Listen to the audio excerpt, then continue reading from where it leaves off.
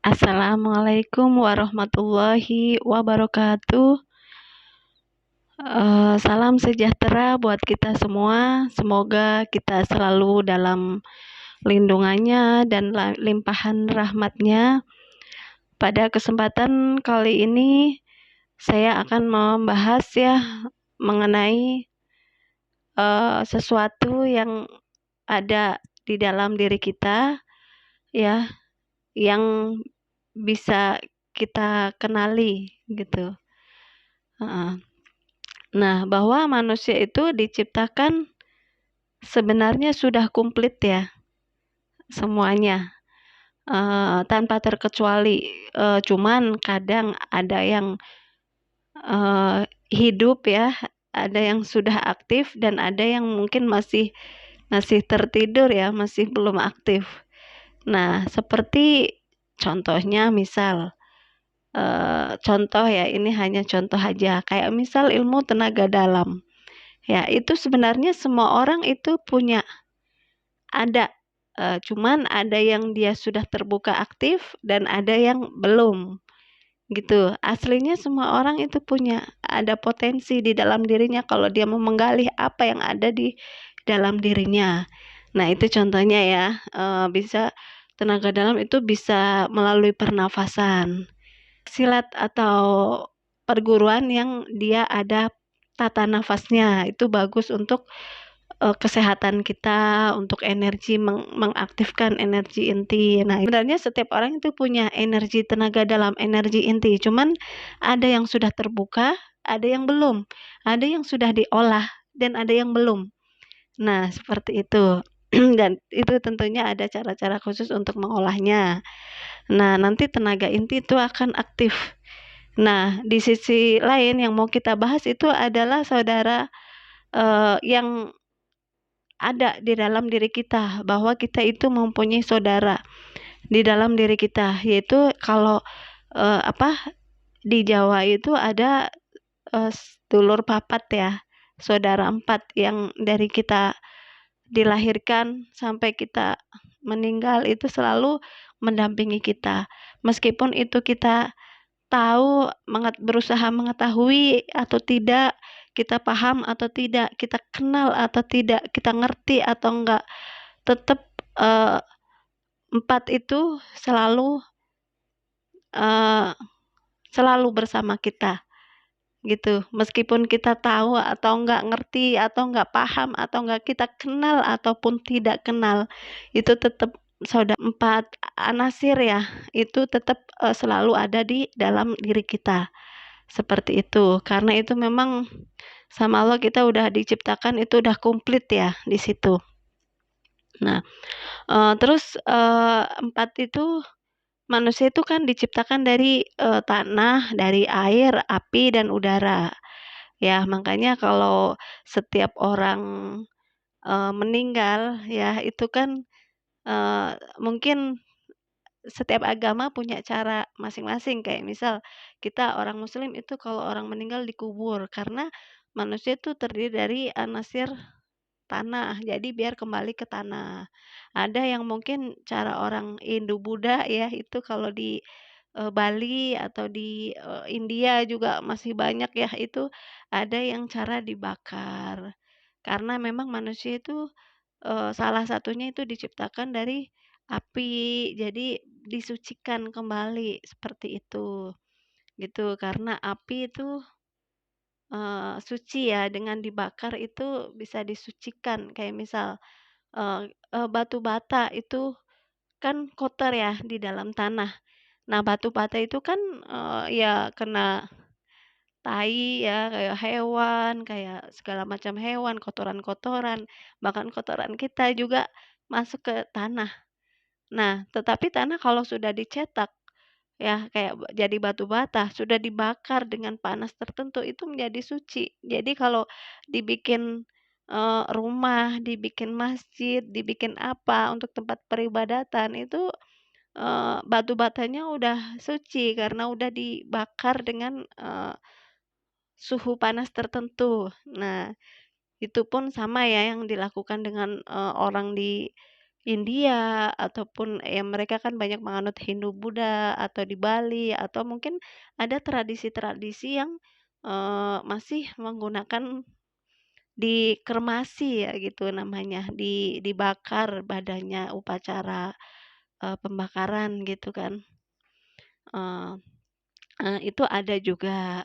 Karena memang ada juga selain itu yang, orang meninggal itu dilarung ke sungai biar terhanyut dengan kembali ke anasirnya, apa, dari air, dihanyutkan ke sungai gitu kan. Itu ada, tata cara upacaranya sesuai dengan kepercayaan atau agama masing-masing.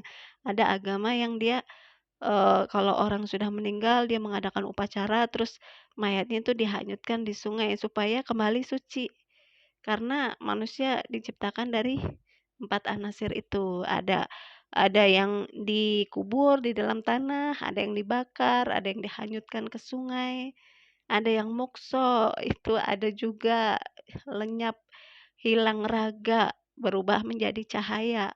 Nah, itu ada juga ya di zaman dahulu ya, tapi zaman sekarang ya jarang ya atau mungkin nggak ada gitu.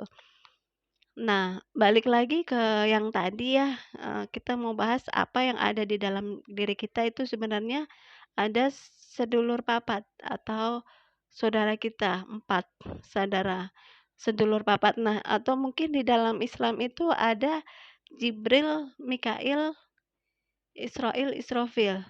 Nah, sama, ada, mutmainah, ada sufiyah, ada amarah, gitu kan, ada alwamah, sama gitu, mempunyai ini masing-masing, tugas masing-masing. Ada amarah, setiap manusia itu, mempunyai amarah, ada, sobiyah, sufiyah, gitu kan, gitu. Ada alwamah, suka melihat hal-hal yang, bagus ya, sufiyah ya. Nah, terus itu ada pokoknya ada 4 anasir itu, ada amarah, sufiyah, eee, alwamah gitu kan. Ada 4 anasir, ada, malaikat ada di dalam diri kita ada Jibril, Mikail, Israil, Israfil.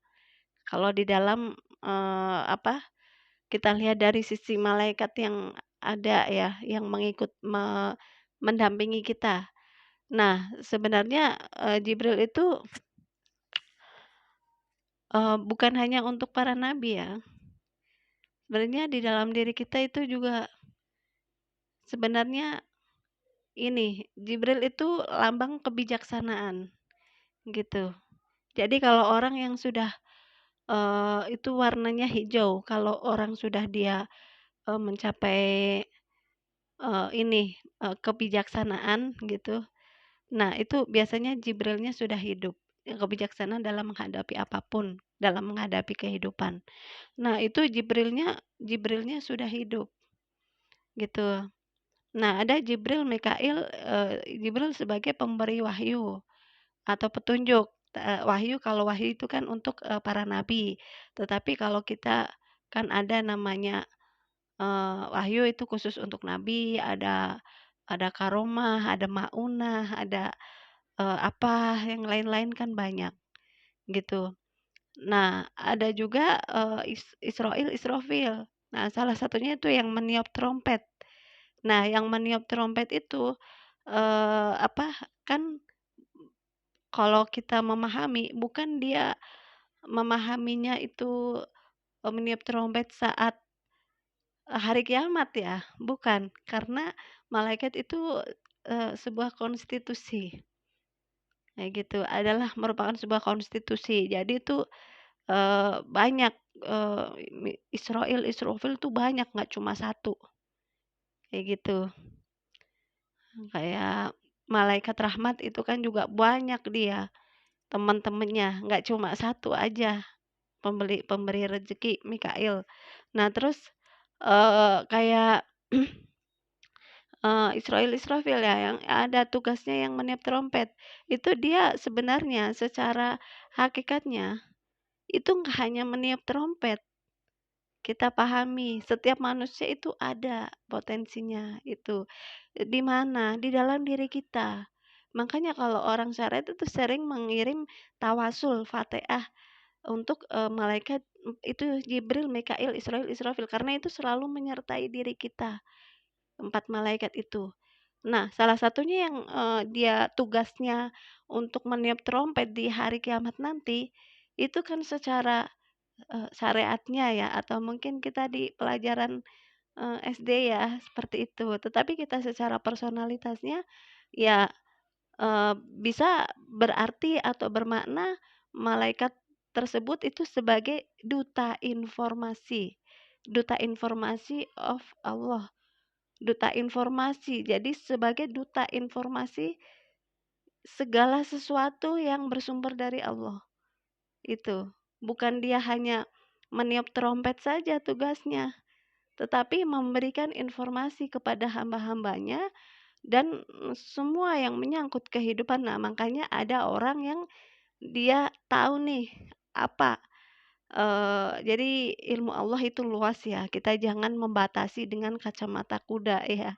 Jadi yang kelihatan oleh fisik panca indera aja itu yang ada, tapi banyak hal-hal yang nggak kelihatan dan itu ilmu Allah meliputi langit dan bumi, itu sangat luas sekali, gitu ya. Kita harus pemahaman seperti itu, jangan jangan sempit ya, gitu ya. Jangan kita batasi bahwa ilmu Allah itu hanya sebatas yang terlihat panca indera itu, jangan seperti itu. Nah, contohnya balik lagi ke tadi, malaikat Israfil yang meniup trompet itu sebagai secara hakikatnya bisa dimaknai, dia itu sebagai sumber informasi. Makanya ada orang yang dia, tahu nih, 10 tahun ke belakang, 10 tahun yang akan datang, setahun 2 tahun yang akan datang, atau setahun 2 tahun ke belakang, atau saat ini nih kita misal lagi di sini, tapi, kita bisa tahu yang ada di, jauh yang jauh berapa kilometer, 500 kilometer atau ini yang jaraknya jauh dari kita. Makanya ada orang yang bisa mengetahui, "Oh ini kita mau ngelihat nih Eee, saudara kita yang ada di jauh atau pasangan kita mungkin yang ada di jauh itu bisa lagi ngapain, dia pakai baju apa, terus lagi di mana, lagi beraktivitas apa, yang sesuai dengan waktu sekarang. Nah, itu bisa. Makanya, eee, orang-orang seperti itu kalau di dalam Islam itu biasanya sering bertawasul kepada yaitu malaikat yang sebagai sumber informasi. Yang mungkin secara syaratnya dia hanya tugasnya meniup trompet, tetapi sebenarnya tidak. Itu sebagai duta informasi of Allah, duta informasi dari Allah yang disampaikan kepada manusia yang dikehendakinya, yang diizinkan untuk mengetahui semua rahasia-rahasia kehidupan, diizinkan oleh Allah melalui malaikat tadi, Israfil yang, sebagai duta informasi. Jadi Allah memberikan semua informasi yang sudah terjadi, yang belum terjadi, dan yang sedang terjadi. Itu melalui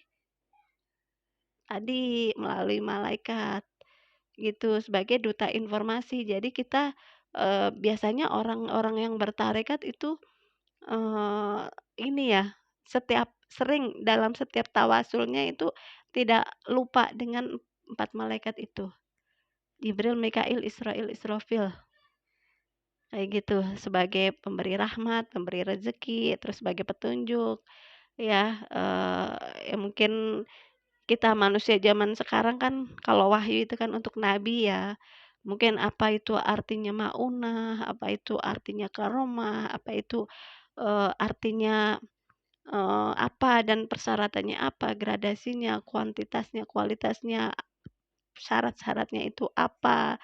Nah itu, eee, kalau kita mau belajar ke arah sana ya kita berusaha untuk belajar memahami, seperti itu.